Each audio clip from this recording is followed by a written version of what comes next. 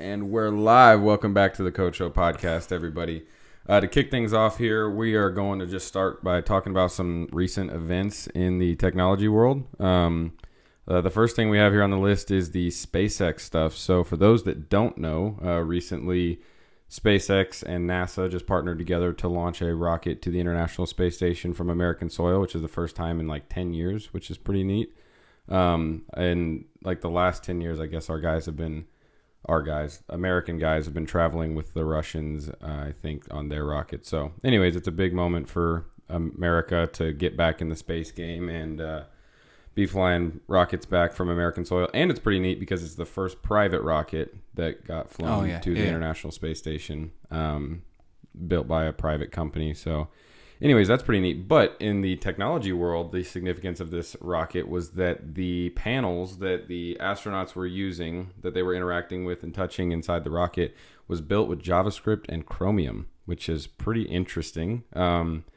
JavaScript is one of those things that is like a love-hate relationship. A lot of people really don't like it for, I guess, like the performance problems, and also it's loosely typed. Actually makes me wonder if they used like TypeScript or something like that. Yeah.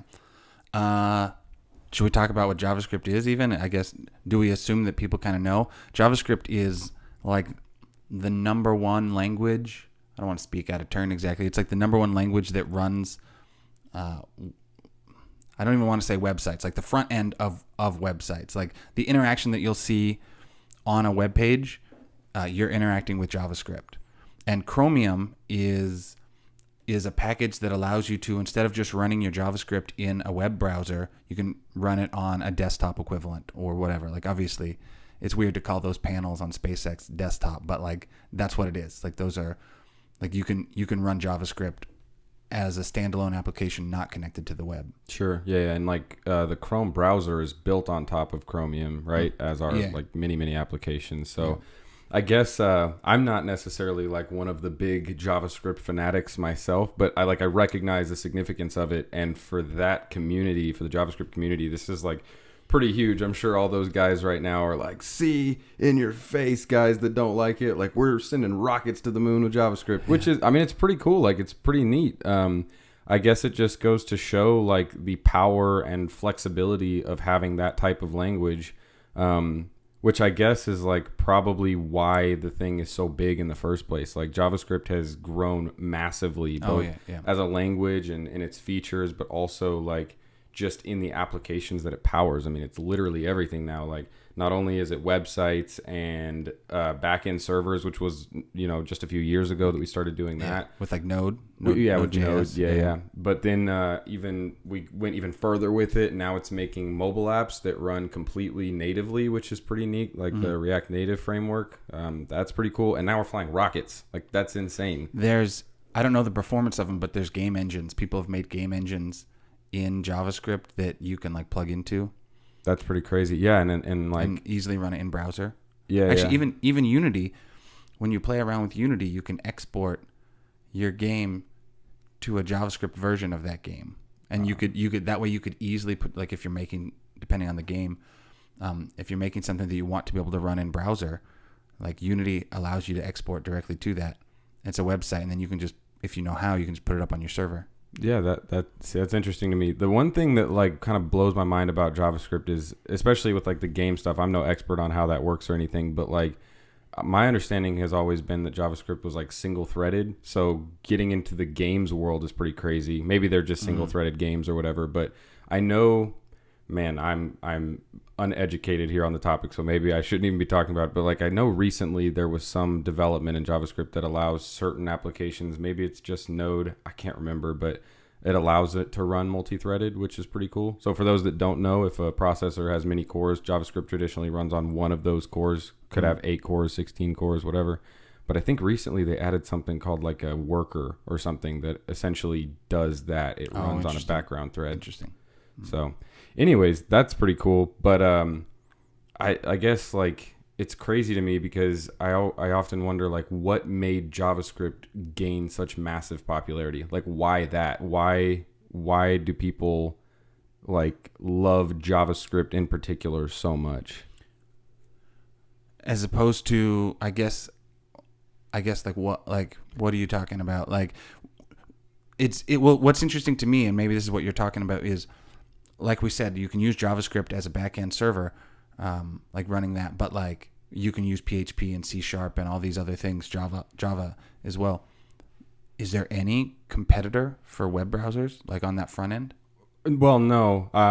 I guess that's the thing, is like it's the only thing that you've got for I mean, and that's just because that's a limitation of the browsers. I guess the browsers don't allow you to do anything else. Mm-hmm. But I guess what I mean is, like, when JavaScript came out, the guy that made it, like, if I remember correctly, he made it in like a couple weeks. It was like made really quickly. It was super loosely created, but it got the job done to just start making websites like interactive and reactive and whatnot. And so I guess what I mean is, like, when it first came out, the intention was never to create mobile apps or to create backend servers. So why did the community just really huddle around that in particular? Like, what about JavaScript makes people want to really use that for everything? Well, yeah, I mean, what other language does all of that? You know, like, what other? I mean, sure, I guess, you know, like, there's a lot of stuff in like C++.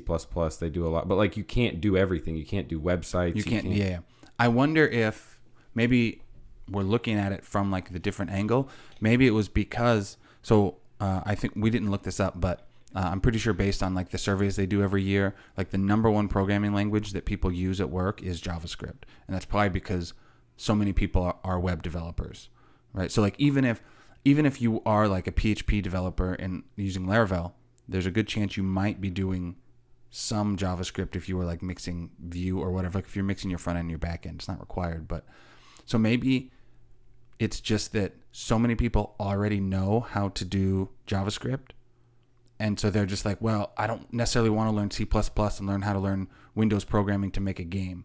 Let's see what I can do to like, let's see if I can use my knowledge and push it in the direction I want to go. Yeah. I think a lot of people start out as web developers, and I think that's just because the barrier to entry is like so, I don't want to say it's so low, because I don't want to like offend anybody that knows JavaScript or is really passionate about it. Yeah. But there's no doubt that like with JavaScript in particular, unlike other languages, you can get as simple or as complicated as you want with JavaScript, which is pretty cool. Yeah. You know, like sometimes with other, like, I don't know, something like Swift, like a strongly typed language like Swift, the initial barrier to entry just to get something basic going on is pretty tough. You've got to be really cognizant of types and optionals and stuff like. Whereas in JavaScript, just get typing, start scripting, and you have to know, or like, you're going to download Xcode, you're going to open it up, you're going to get into some file that has these other pieces that you don't know what it's doing. Whereas you had mentioned already, like, if you want to, you can jump into Chrome, open up those dev tools, and actually start writing code. And like, you can actually start interacting with stuff on a website. Or even just if you didn't want to go that far, you can write your own HTML file and like insert JavaScript code and then just double click it on your computer and have it run. Yeah. My microphone cut out. Oh, there you go. Yeah, there we go. Yeah, I guess, it's like you said, like just getting started in the most simple way possible with a single file or with Chrome or whatever. And once you get comfortable with that, I guess the thought of continuing to use that same language and trying to do other things with it is pretty appealing. So anyways, I thought that was pretty cool. Like, again, I'm not a JavaScript fanatic myself, but I do think it's cool that we're just building everything with it. Like, and I'm excited to watch the language expand and get better. So anyways, that kind of covers that. The next topic I think we have is the GeForce Now debacle that's going on. Why don't you shed some light on that? Yeah. So there's a couple of these like streaming services that are getting started. Google either has one or is building one called Stadia. Microsoft is doing something. I forget what it's called, but maybe it's not as popular. GeForce Now was a little bit different because actually Stadia is actually the one that's different. Stadia allows you to stream games, but you have to buy the games from their streaming service. Whereas GeForce Now, one of the things that would allow you to do, you'd pay for this service. You could actually open up your Steam account or whatever I don't know if they offered other things, but like you could open up your Steam account on their server. So you're playing games that you actually own, and they're just streaming it to your computer.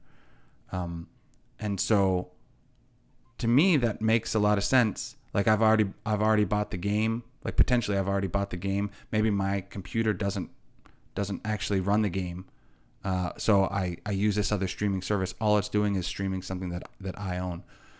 Now, and real quick, for those that don't know a whole lot about GeForce Now, I think like the value proposition for the user is that you can just have some old laptop that you've just had sitting around that can't run or hardly anything, but as long as it can essentially play video, then you can play any game on maxed out settings, and you're offloading the processing power to the computer, or to the server that Nvidia has. Yeah. So and like all you're doing is you're renting one of their computers, basically playing games. In the case of GeForce Now, you're playing games that you've already purchased. Like maybe it was a game that you bought, 5 or whatever.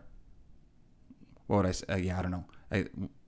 You bought something 5 years ago when you had a Windows. Now you have a Mac. You still want to play the game, but you can't. And so here's this service that allows you to do that. Stadia, like I said, is different because you buy the game through their service and then you can stream that. The kind of controversy is a couple of companies. So like one of the things that GeForce Now did was any game that you owned could be streamed immediately. The controversy is companies like Blizzard Activision and maybe some other ones, they got really upset. I guess they had some kind of initial deal. It was like a trial deal. And then GeForce Now didn't want to continue. Like they wanted to keep going with how it was. And Blizzard Activision didn't like that. What they want to do, so actually I think they went 100% the Stadia route, and they said, they don't allow their games on GeForce Now, and now a whole bunch of other companies are coming out saying like, we don't allow our games on GeForce Now. So now the companies have to be opt-in, as opposed to I guess opt out, right? That would be the.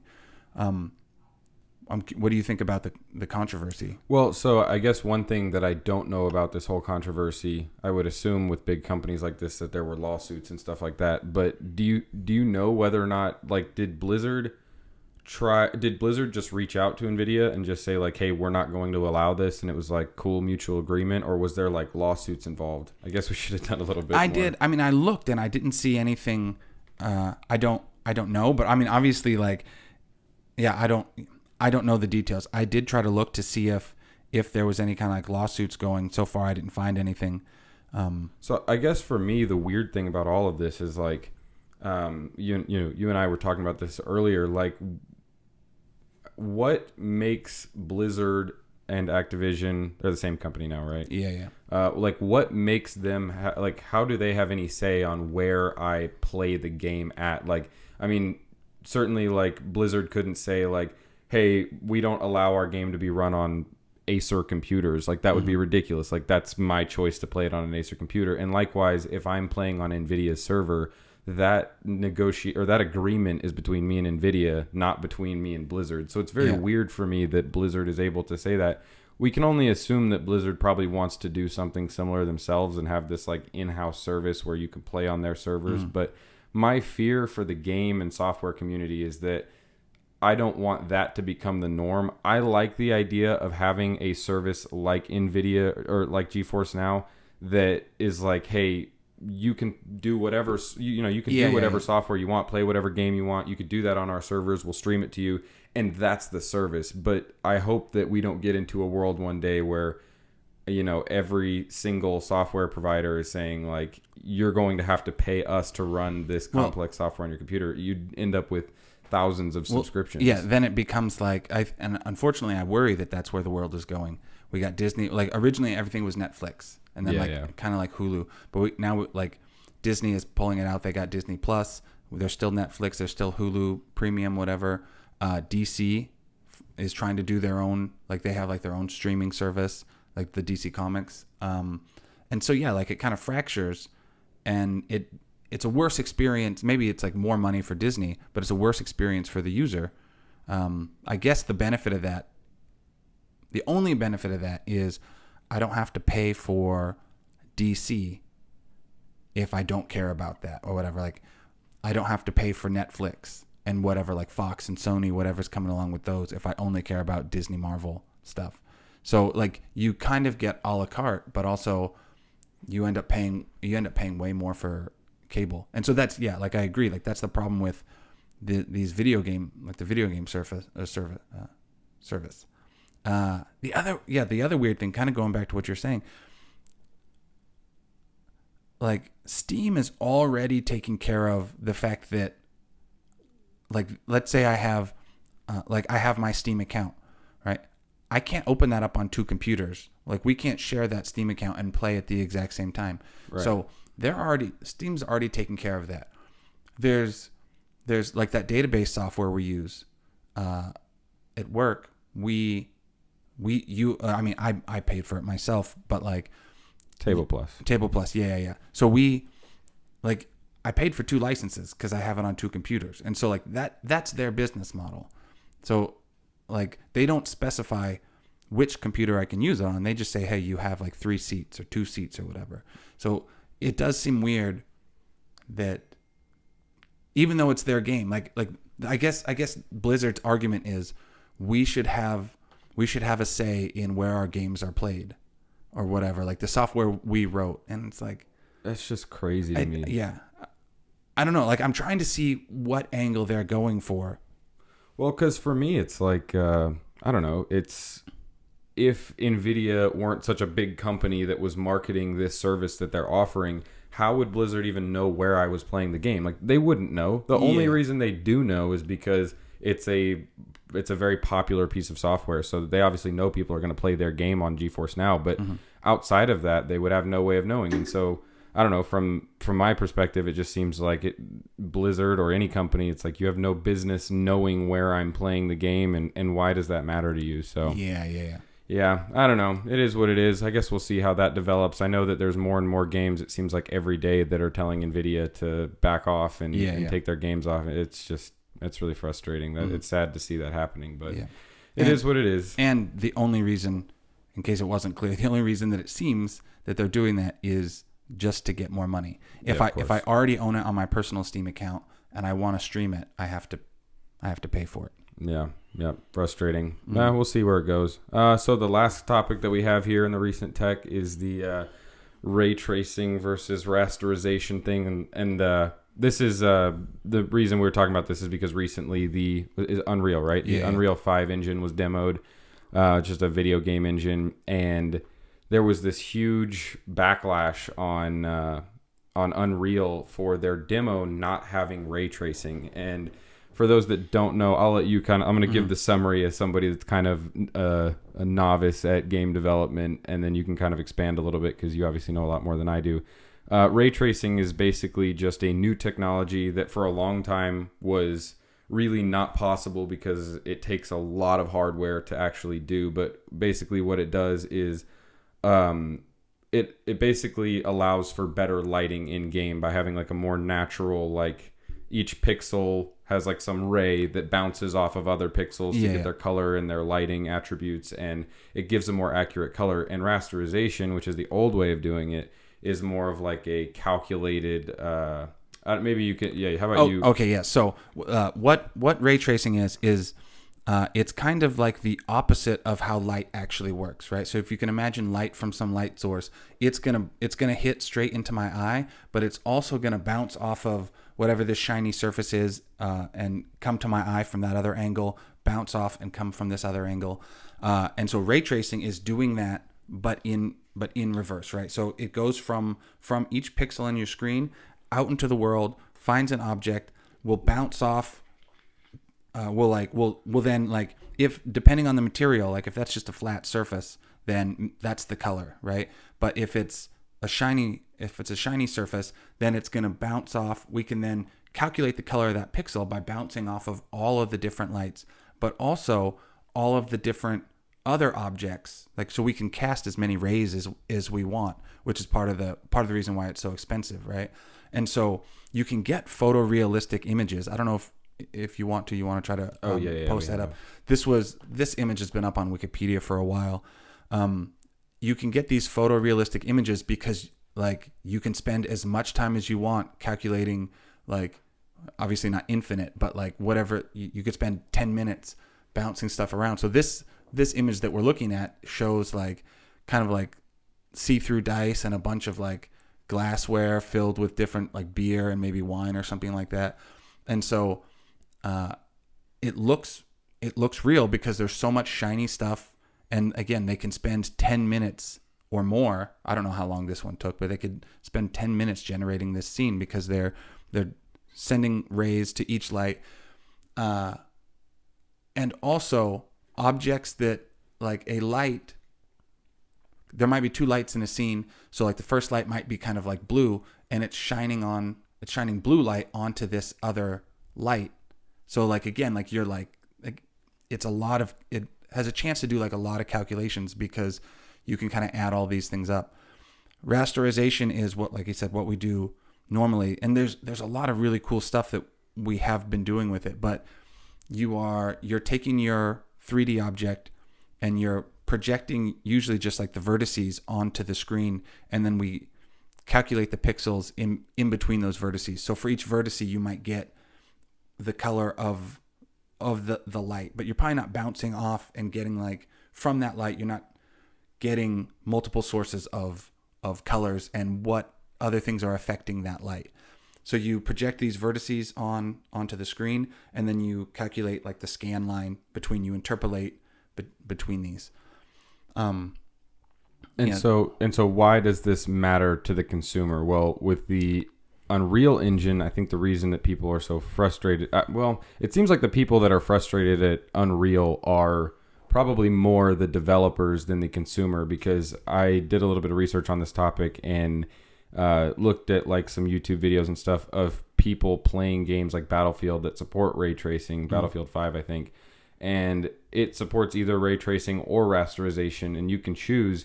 And the thing is, with ray tracing, you're sacrificing like 60 to 70% of the frame rate just to support it, and the noticeable effect is like minimal. Like there's very little difference between rasterization and ray tracing. So maybe you can speak to this a little bit more, but it seems to me like the fact that there is such a small difference is kind of a testament to the developer and the engine's ability to produce that effect. Is that true? Yeah, I mean, we've been like game developers and whoever have been doing rasterization for a long time, and they got some really, really cool techniques.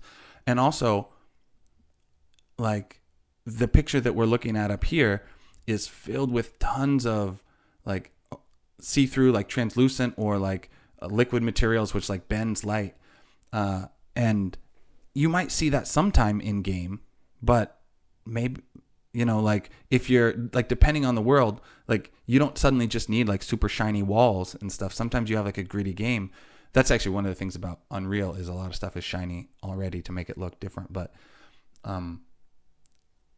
I've never been like a diehard fan of graphics, so maybe that's like, I'm speaking just from my own experience. But I have had friends who that's 100% that's all they care about. So it might look a little bit better, but that's just my personal opinion. I would rather have a game that performs better than like looks 10% better. Sure. Well, kind of like you said, it seems like a lot of people say that like the difference that you see in a game like Battlefield is so minimal because the only things that are really affected are really small things, like maybe a glass on a table. Yeah. Like when you're looking at water, or when the rain, rain hit something, like in GTA 5, that game looked cool. But if you're just running around on a battlefield, how much are you really noticing that?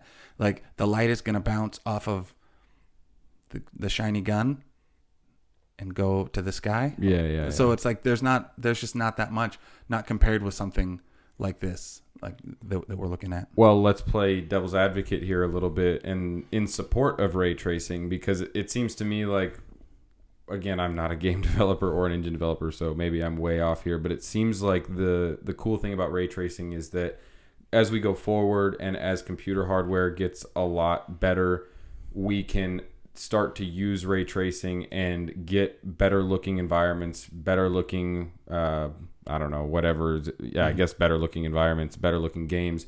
and the amount of work that it's going to require to try to achieve these effects is just going to go down, because it seems like ray tracing, although expensive, is a pretty simple idea. It's just really hard to actually accomplish. I understand what you're saying. I guess that makes sense, right? If you just have unlimited hardware, some super future hardware, like we can see right here that we do have photorealistic capabilities right away. That's incredible. We just can't do it yet in real time. So yeah, like at that point, if we could get instantaneous, like real time scenes, the graphics engines are over. I mean, like they're not over. It's like, okay, well, we have the ray tracing engine, and you can't get better than that. It's photorealistic. And so in that case, it scales with hardware versus, and again, what I'm saying isn't totally true. I'm sure there's improved techniques, but every time they want to do some new effect with rasterization, they got to do things to fake it. Basically, sure. Right? Or like, how many render passes are we going to do? Or like, can we add more lights to this scene? Like, how many, I guess some of it's like the same, but like, how many polygons are we pushing? Cause like, that's a good point. I didn't even think about like the polygon side. I mean, again, if we had unlimited power for the ray tracing, it actually doesn't matter how many polygons you have in your model, because you're not sending your polygon mesh to the GPU and then projecting each of those on screen. You don't care about that.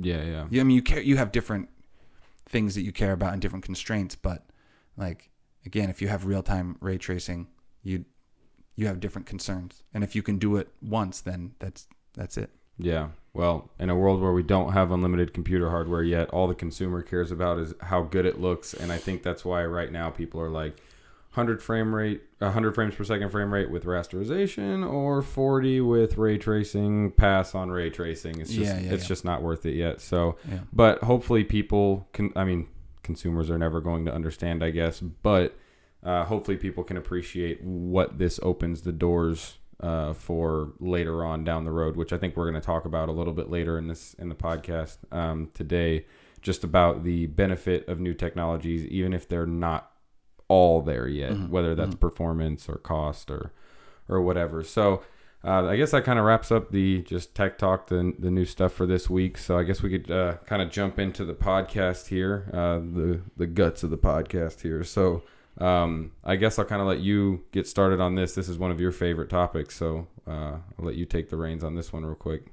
Are we talking about how to learn here? Yeah. Okay, yeah. So we talked about the broad ideas of how to learn, and we kind of just said get started. That's what we talked about last week. So I was trying to come up with a few more, just like a few more concepts, and hopefully we'll just keep coming up with these like a few more concepts every single time. I think there's this really good book by, actually I think I named it wrong here, but there's a really good book by a guy named James Clear, and he wrote a book called Atomic Habits. He kind of summed up a whole bunch of other books that talk about habits. But I think that right there is just the core idea. Even if you don't read the book, try to make it into a habit. One of the things that I've been seeing, especially since a lot of people are locked down these days, a lot of people do this 100 days of code. And I think that 100 days of code concept is a really good idea. The whole idea is for 100 days, at least, you program every single day. And the whole idea of that to me is building that habit of, not only did you get started, you don't let things interrupt you. Like whatever, there's like kind of arguments about how long it takes to solidify a habit. And some people say it's 21 days or some people say it's 60 days. I think even in Atomic Habits, he says it's not number of days. It's just number of iterations, number of interactions. So, and I don't know if he even gives a number, but the point is, like, in this case, get started, do 100 days. One of the things he talks about, like the book is really good, but he definitely does talk about making it easy.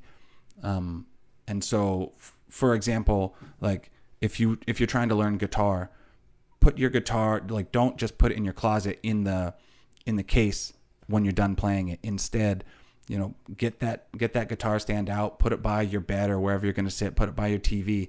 And then that way it makes it really easy. If you come home after work and just sit on the couch, put it by your couch, and then you can just pull it out, right? You can pull it out and play. And so for code, it's kind of like the same thing. Try to get things set up. Maybe like keep your code editor open on your screen or whatever. Have an idea of what you're going to start coding for that day already laid out. Yeah, absolutely. I also think you were just talking about how long it takes to solidify a habit. I think there's two things that go on. Like you said, it's not about a number.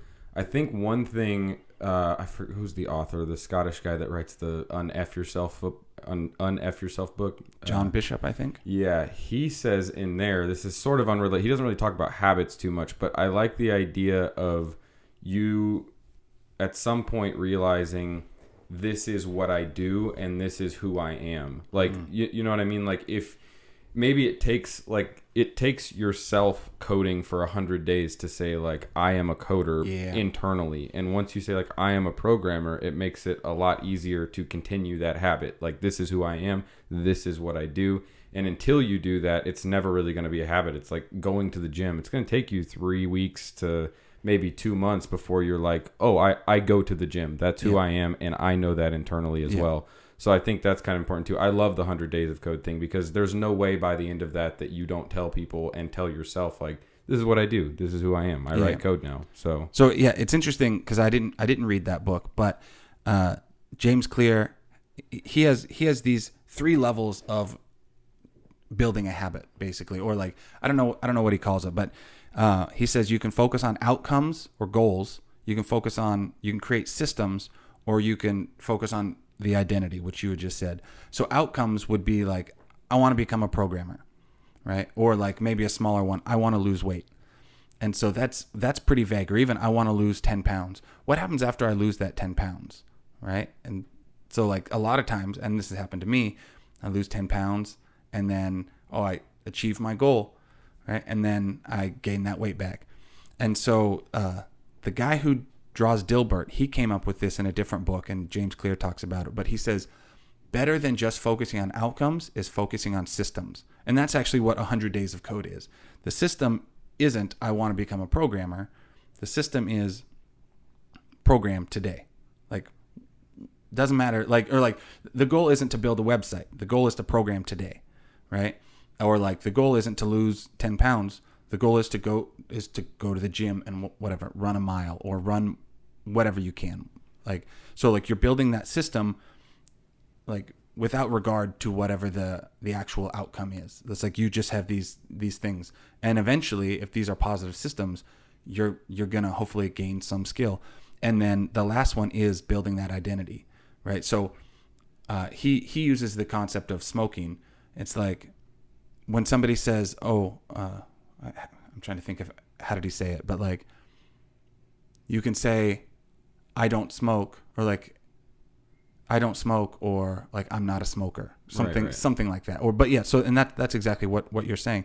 If you can build that identity, it sounds funnier, but like I'm a person who codes, or like I'm a programmer, I'm an app developer. I don't think of myself necessarily as an app developer, but programming and computers is part of my identity, where when I think about, like at this point now, because I've been doing it so long, I can't separate the idea of here's this thing that I also do, I code, and the fact that I'm a programmer. I just like, it's not separated at this point. That is what I do. Yeah. So obviously with anything, whether it's programming or stopping smoking or whatever, getting to a point where this becomes a habit, getting to a point where you've got your outcome and your identity along the way, these are going to be really, really difficult. And again, like, you know, every one of us or a lot of us have tried to lose weight or get really good at something. And the problem is just failing along the way. And a lot of people, it takes a lot of times for them to try and fail and try and fail and try and fail. And for a lot of people, that's super discouraging and really, really difficult. But in my experience, I mean, in everybody's experience that's ever accomplished anything good, those failures have to happen. And you need to start taking pride in that and start realizing, like, if I wasn't failing, I'm not getting anywhere. And so I've never heard anybody call it this before. You and I were talking about this earlier this week, but I like the idea of focusing on those micro failures. Yeah. Let yourself fail, because that almost makes you more proud when you get to the end result where you say, this is who I am. I mean, like, how many times have you heard somebody that's really, really good at something and they almost laugh whenever, they talk about failure? Because, like, obviously, yeah, I had to. Like, there's no way I could have gotten here without having my application crash, without having some big, mess up, without, whatever. Getting stuck on something that I just didn't know the answer to. That happens to me every day. Yeah. And, like, we've said this before, too. It's like, you almost have to find every way to fail to know the best way to do it. So those micro failures, they're great. I mean, sometimes you're going to have really big failures too, but if you are persistent and you don't stop, hopefully all that you encounter along the way is just micro failures, and you just need to keep pushing through them. It's hard to teach somebody how to do that, but I think for me, as I've talked to students and stuff before, I know it sounds so simple. It's almost laughable to say it this way, but it's just like, when you fail, just focus on the next thing that you need to accomplish and don't stop until you get there. And if you have that mindset, if you have that determination, you'll get to where you want to go. You know what I mean? Yeah. So I told you this last time, and I just think it's a really funny example. If you remember that show King of the Hill, it was about some guys who lived in Texas and whatever, like they had some kids. There was kind of like rednecks. I guess that was the joke. One of the guys was, I guess there's a couple of guys who are single, whatever. But there was a kid on the show, kid of the main character, who wanted to get a girlfriend. And so he was asking one of the adults, kind of like one of the main hillbilly redneck guys. Like, I don't like saying that. Like, that's the joke of the show. So so he kind of asked him, he's like, hey, you seem successful with women. Can you help me, like, make a girlfriend? And so he goes, oh yeah, I can help. So he takes him to like a mall or like a shoe store, and then he proceeds to just hit on every woman in the thing, or in the store, until one said yes. And I'm not saying that's how you should approach meeting women. I'm not giving advice on that, but it was funny. I mean, the kid was also just shocked. He was like, is that it? You just do that? And again, I'm not saying that's how you should approach women, but maybe that's how you should approach. This is not dating advice. Yeah, that's not dating advice, but maybe that's how you should approach other things in your life. Just keep doing it until you succeed. Yeah, like, and don't be scared of. This is kind of parallel. Like, don't be scared of doing it the wrong way at first. Like, you have to do that. I mean, man, like, this is me laughing about what I was just talking about a minute ago. Like, looking at the first code that you wrote, you're going to look back and be like, oh my God, what was I thinking? But it's like, you could not have gotten to the end result if you didn't do that. There's no way. Like, nobody's going to go through their programming career and do everything right along the way. And actually, this is if you're a student and you're listening to this podcast right now, or you're interested in programming, or you're getting into it right now, one thing that I just have to stress is, like, stop trying to do everything right the first time. Like, I can't tell you how many times I've seen people come to me with a problem and say, like, show me how to do this the right way. Like, what do I need to do next? And I'm like, you don't even have any code written. Like, you haven't even tried to get to the result. And they're like, well, I don't want to learn how to do it the wrong way. And it's like, that's a necessary step. That has to happen. You have to do it the wrong way. And then, it's obviously, come ask for mentorship. Come ask somebody for help. Let them show you the right way to do it. Don't do things the wrong way forever. But, like, I guess the thing is, you'll never appreciate the right way to do it if you haven't done the wrong way. So I have a great story about that.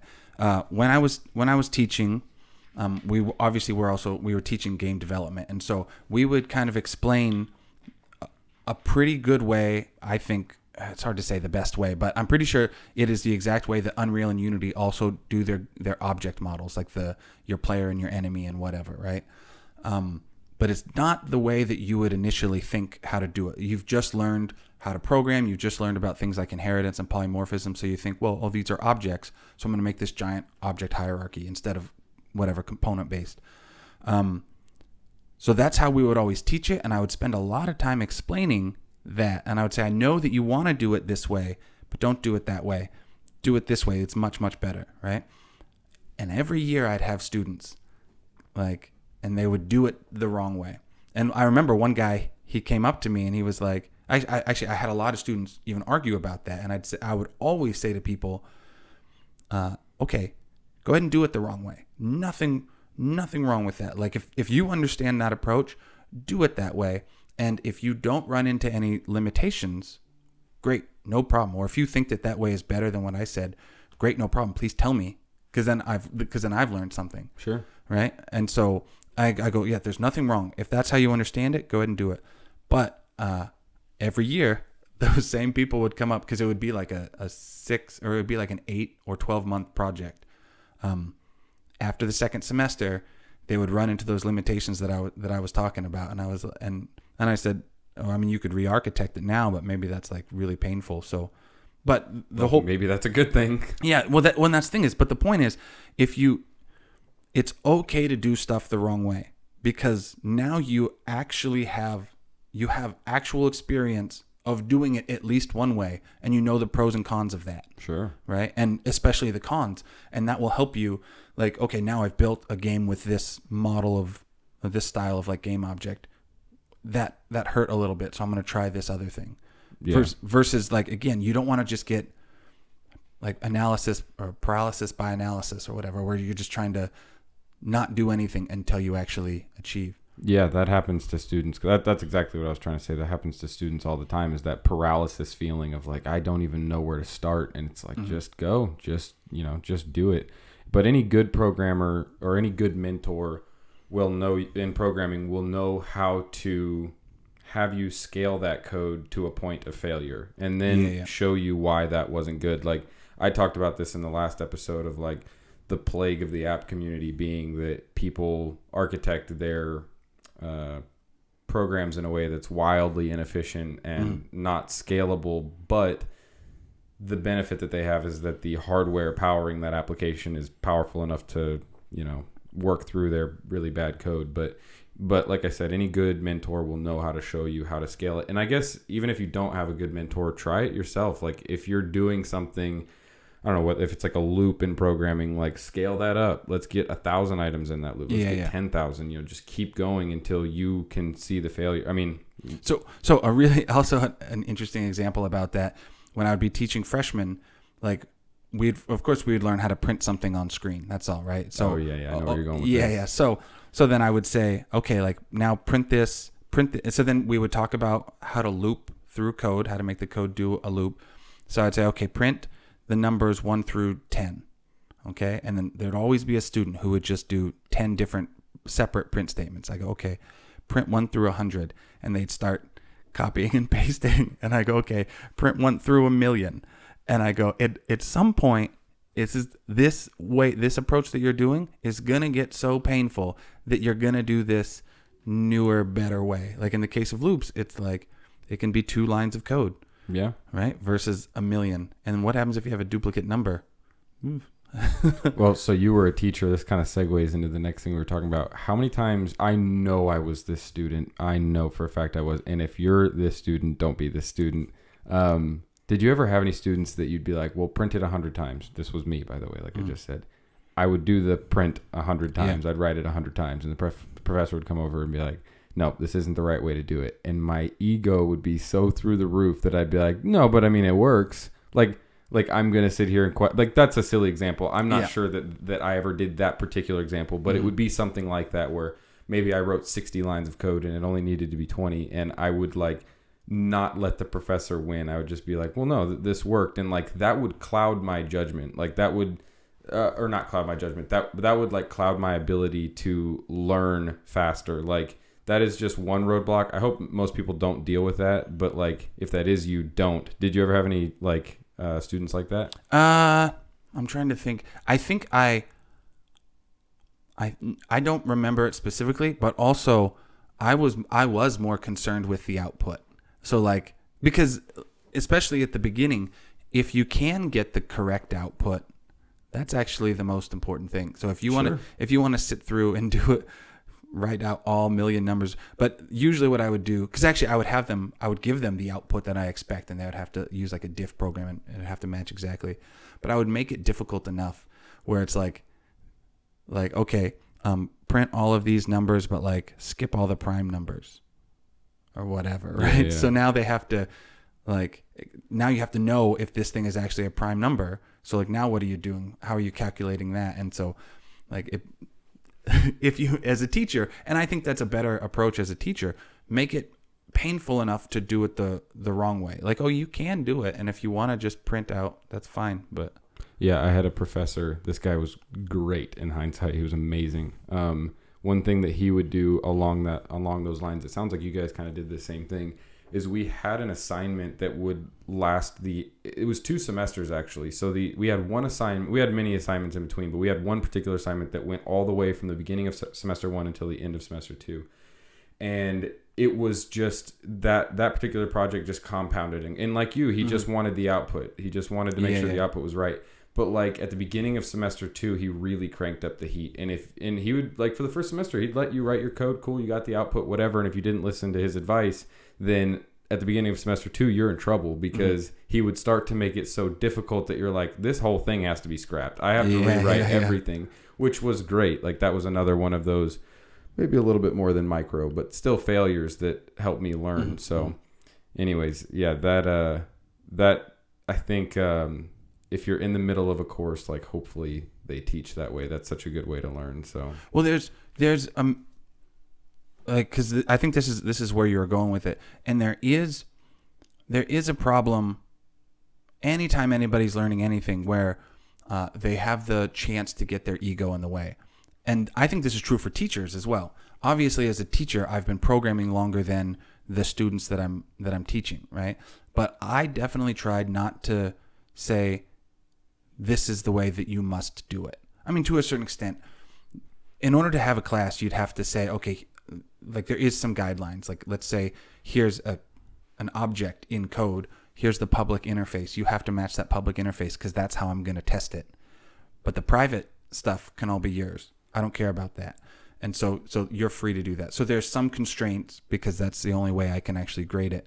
But if students come up with a different way or a better way, that's valuable.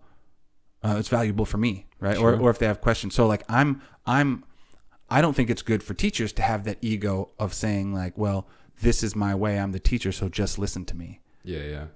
I think the reason that I even bring that up is because, I mean, obviously throughout this podcast, we're going to talk a lot about how to learn. Like that's such an important thing in programming and in a lot of other professions. And I don't know if this is a big problem in the programming community. It was for me, which is why I bring it up. And I don't know if you would have asked me 4 or 5 years ago if I had this problem, I probably would have said no. Like, no, I don't have any ego. But like I for sure did looking back. Mm-hmm. And so like if you can think deeply and have some soul searching in yourself and determine if that's you, that is one way to learn quicker, is just to realize like maybe you're not doing everything the right way. There's other people out there that have been doing this way longer than you. Listen to them if you can, and always be humble. And even if you can, like, write a bunch of code and then just tell yourself, like, I'm going to rewrite it differently. Even if I don't know if it's going to end up better, try it again. And don't ever let that ego get in the way. That's like such a big thing. But kind of the last topic that we have here for the soft skills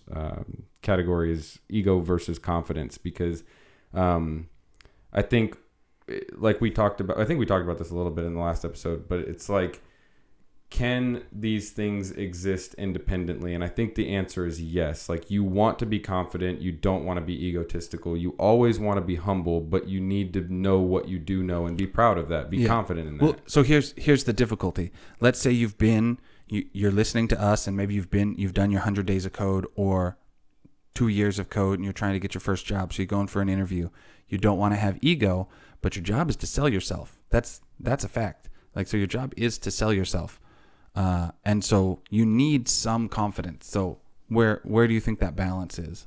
I think it's like I said, for me, we have, like, at our current job, we have a pretty elite group of programmers, I would say. Like, hopefully that doesn't sound too egotistical. I hope that's just confidence. I hope that's just me recognizing how good our whole team is. But I think every one of us there is confident in that we can all talk about a topic, all understand it pretty well, but nobody's too egotistical to say, like, I'm not going to listen to this guy about this particular thing. Like, I mean, in our current job, you know, I primarily do iOS, you primarily do Android, but we both do both. And I hope you feel like you're really good at Android. You probably feel like you're even better than me, and I would probably agree. But like the cool thing about our relationship is that like I'm always worried that you're better than me, and I think you're always worried that I'm better than you, which is a cool relationship to have with somebody. So this is kind of off topic, but if you know another person that's programming, that's a really good thing. Like, form a duo, always be competitive with each other, never be egotistical. But anyways, the point is that like often I definitely spend way more hours of my life doing iOS than you do, but I never am so egotistical to think like if I have a problem that I can't get through, I always talk to you first. I always consult with you, and I think that's the dropping the ego thing. Like, that's the difference. So yeah, I mean, I think at our work, I've never seen anybody have like arguments over, like, everyone knows that they're good and also is comfortable enough saying that, oh yeah, the rest of the team is good.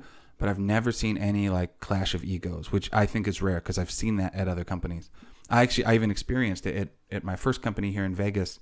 I was the app developer, but I had been programming over, I don't want to say over 10 years, maybe around 9 or 10 years at that time.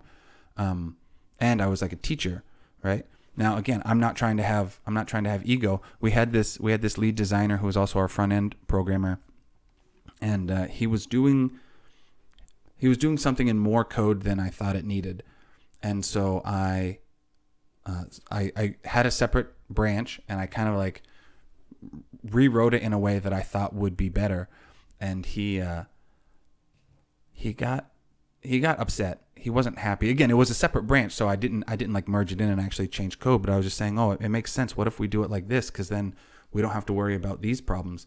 And he was just, he couldn't understand. I don't know if he understood what I was trying to do, because I kept saying, okay, but like, that's fine, but what's the argument for us not doing it this way? Because I think it's better because of X, Y, and Z. And he didn't have it. His argument was, I've been doing this for 12 years. And like, that's always like a dangerous place. Yeah. But on the flip side of that, actually, we got into a different argument because he had been using, because he was a front end developer, he had been using Angular since the beginning. And I was architecting, because we were doing Ionic, which is like uses the Angular framework. And I did architect something in kind of a different way. And he looked at it and he was also upset. But in that case, he was right. He was 100. Okay. Yeah, he was right. In that case, because I was doing it the way that you would normally do an iOS or Android app, but not an Angular app. And so it made total sense to me. And I was like, check this out, because you can do all of this stuff. And he still wanted me to change it. And so, you know, I'm happy to be agreeable, because I don't want to like also get into an ego battle at work. Sure. And then I realized, I was like, oh, this is better as soon as we did it. And so again, like, I've been on both sides of those ego clashes. And I think eventually that's where, when you've been wrong enough times, hopefully that kind of like, and maybe that's it. Maybe it ties back into that micro failure. Yeah. I was actually just thinking the same thing. If you've been wrong enough times, you can still be confident. You're like, oh yeah, I'm pretty good. But like, you know enough to not, like, when some new guy walks in, you know, you're not just puffing your chest saying like, oh, I'm definitely better than that guy. You're just like, maybe he or she is like way better than me. Yeah. Neil deGrasse Tyson has a quote that I really like. He says, one of the hardest things in life is to know enough about a topic to think that you're right, but to not know enough about the topic to know that you're wrong. Yeah. It took me a long time to really understand what he was trying to say, but I definitely understand it now. Like, I've had many, many conversations with developers in my life where like, I know enough about this topic that I definitely think that I'm right, but I know that I don't know enough to prove that I'm correct. And I'm willing to listen to somebody else. Like, I have been shocked before going into a meeting with somebody and thinking I definitely know more than this guy or gal. And I'm like, just bursting with ego, thinking that like, this is definitely correct and you're dumb for not listening to me. And then like 2 or 3 weeks goes by and it'll just smack you like a brick wall whenever that thing is deployed or whatever. And you're like, dang, they were way right. And so now I kind of feel like that about every topic. Like I like to think I'm a very good iOS developer, so much so that I even teach students. And I still know that I don't know enough to think I'm not going to consult somebody else about this thing that I'm struggling with or whatever. Like, you're never going to be an expert. Even the dudes that wrote it, they didn't write wrote iOS program, created Swift, created the thing. Like, even those guys, it takes a team to do it. You'll never know everything. So don't ever think like, don't ever let the ego cloud your judgment so much that you're not going to consult with somebody else. I've been shocked more times than I've been correct, by somebody else. What I was just thinking about as you were talking about that is, I guess we haven't even talked about exactly ego versus confidence. We're hitting on ego a lot. One of the benefits, again, if you can lower that ego, and maybe this kind of ties back to another point, is if you're right, and if you're right and you do it the way that the other person wants, then you'll have solidified your ideas of why they're right. Now you have even more case examples of like, okay, I've actually here's another situation where this didn't work. So let's use this one next time. And if you're wrong, then now you've learned something new, basically, right? It's the same kind of thing as like learning from a teacher. It's like, oh, well, I thought this way was better, or like this is how I've always done it.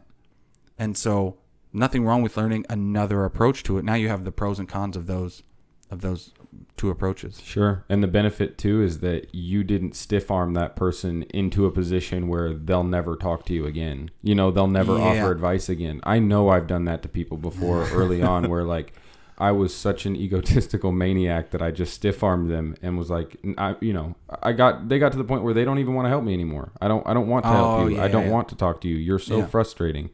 So you're really good at this. And I feel like I've learned a lot from you over the time that I've known you about this, because it's like I've never come to you with a suggestion and you just shot me down. It's never happened. I've probably done it to you.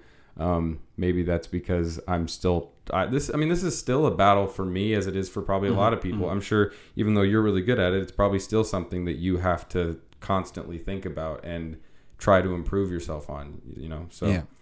Well, yeah, I mean, the worst thing that you can do in life, or in school or in work, is to break down those relationships. Again, and maybe if it's something catastrophic, that's one thing. But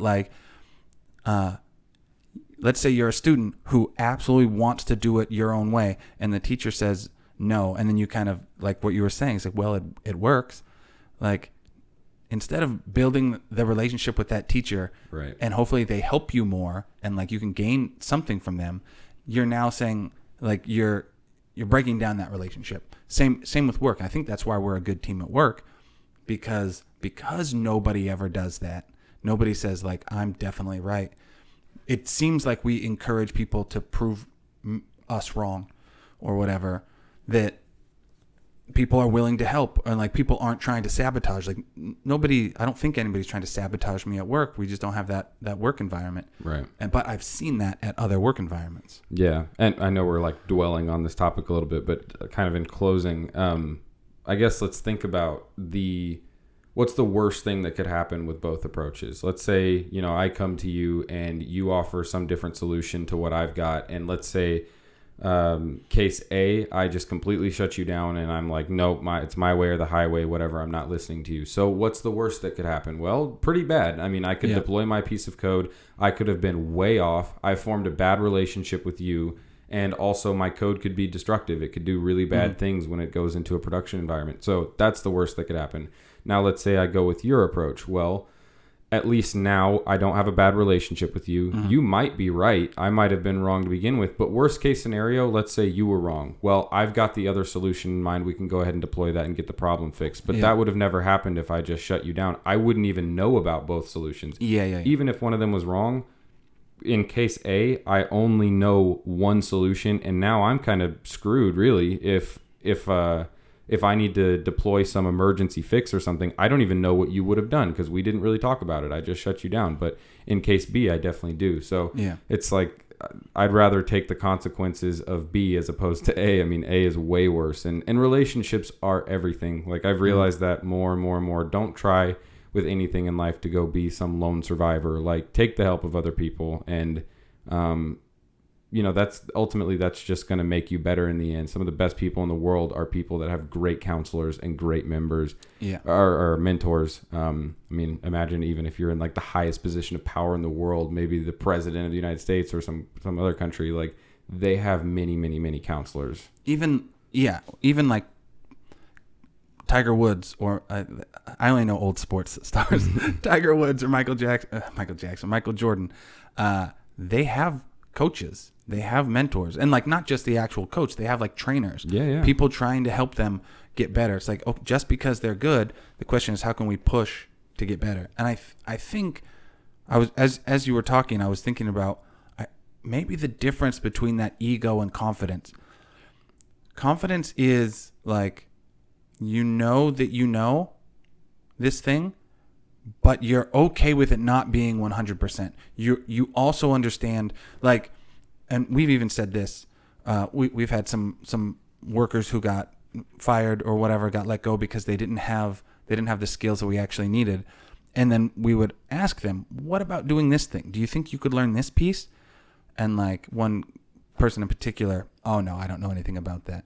Yeah. Okay, well that's difficult. Versus like my attitude would always be like, "I can learn it. That's fine. I'm not going to be best right away, but I can learn it." And so, like, that seems like confidence versus ego seems like I'm 100% right and I can't be wrong. Right. Like, and if you think like that, then, well, I mean, it just seems it seems trouble. When you say it directly like that. If you ever have that attitude where you're like, I'm 100% right and I can't be wrong, it seems like you're asking for trouble. Sure. Yeah. Well, we have focused a lot on the ego versus confidence thing to kind of like get to we're kind of getting to the end here, so let's kind of segue into our final topic here, which is kind of getting back to the topic of the last episode, which is like getting started. And in some ways it kind of also ties into how to learn, but I guess you have a story here that you shared with me earlier this week about a 42-year-old that decided to kind of get involved. I'm going to pull this up real quick.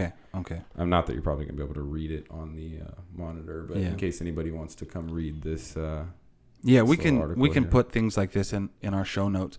I follow a bunch of websites like Dev2 on Twitter, and so I'm always paying attention to stuff like this. And this guy, he says, at 42, I landed my first full job as a junior web developer. And so he wasn't trying to be perfect. He doesn't feel like he's a genius. He was working at some other job for 13 years and kind of playing around with computers. So he wasn't like completely computer illiterate, but he wasn't a programmer. And I think he says he programmed for 3 months. Now, 3 months seems like a super short time for me. So he probably had to work a lot on his own to learn, but his goal wasn't to become CEO or senior web dev or lead a team or anything like that. He did it for 3 months. He reached out to maybe somebody on Fiverr or something like that, where he got his first client. He made a web page. He doesn't even show his first work here, and he says it was horrible. He's embarrassed about it. But after that job, he was able to go into an interview, and he also said even after 3 months, he had applied to places like Google and Amazon and Facebook and didn't hear back from any of them, because those are bigger companies. They have a larger pool of people that they can like hire from. His goal was just to get a job, and like so at 42, he turned his life around. I don't remember if it says where. I don't think it says what his career was before, but he just did 13 years. He was going to a job every day for 13 years. And for whatever reason, he didn't like it, and he changed his life.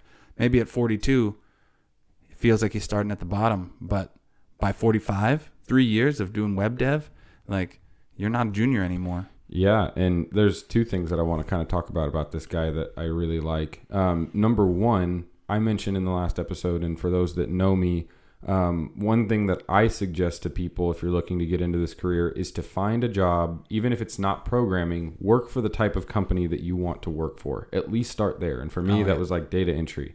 Now, I've mentioned this to a lot of people, and they've said like, well, that's just like not even an option for me for whatever reason. Maybe that nobody's hiring in your area or whatever. This guy doesn't let that stop him. He says, my hobby was to fix iPhones and MacBooks so that even in my personal life, I'm involved in the industry that I want to be in. Yeah. Great freaking attitude. And that, that could be for many reasons. Maybe he's learned that at his age or whatever it is. But I really, really like that. So if that's you and you're looking to get into this or anything else, just expose yourself as much as possible to that industry, even if it's just iPhones and MacBooks, because in some way, this is kind of like the guitar thing that you mentioned earlier. He's keeping the topic present in his life daily. Like, making it easy. Making it easy to keep his eye on the prize, seeing those iPhones and MacBooks every day.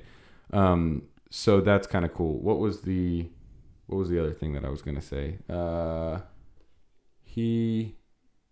I totally lost my train of thought here. Okay. Well, hopefully you'll think about that again. But like, he has a couple of great closing points. First one is build your own stuff. Even if you copy and paste small snippets, like build your own stuff. Solving, like, it's good to start with tutorials. There's nothing wrong with starting with tutorials. Same with like when you're learning guitar, you're going to play other people's songs first, right? So start with that first, but it's okay to then build your own stuff. Every guitar player I ever knew, when they started writing their own songs, I could tell they were taking like riffs or whatever from other bands, and that's cool. Do that. Same thing in programming. Take code from other, repositories and stuff. Yeah. And then he says, he's one of his other ones is apply to those jobs. So like if you're trying to get a job, in this case, my advice would be like from King of the Hill. Like, again, maybe not good advice for girls, but good advice for getting a job. For sure. Just apply. Oh, did they say no? All right, cool. Just move on to the next one, right? Yep. Now, if they're giving you, he doesn't say this, but if they're giving you feedback, it's okay to listen to that feedback, but like try not to take it too personally. And then he also says, like don't worry about the results of the interview. Something else, he says, be patient and code. And so I think when you're starting out at anything, when I first moved to Vegas here, and like I said, I had to take a pay cut. It was frustrating, but I knew it's like, okay, this is what I'm doing right now. I'm just going to be patient. And some days it wasn't easy. Some days I was frustrated, but it doesn't, like, sooner or later you're going to be there. Just like going to the gym, just like learning guitar. Be patient, but it will happen. Yeah. I remember what I was going to say just a second ago, sort of in line with that. We both like Jocko, for those that don't know. Listen to his podcast a lot. One thing that he says, and that applies to this guy a lot, is I think he had a Q&A on his podcast, and he said that there was a guy that wrote him that said, like, I've listened to your podcast recently. You've changed my life a lot. I'm definitely getting after it now, and this and that. For those that don't know, Jocko is just like a really good motivational guy. If you need some motivation, go listen to his podcast too.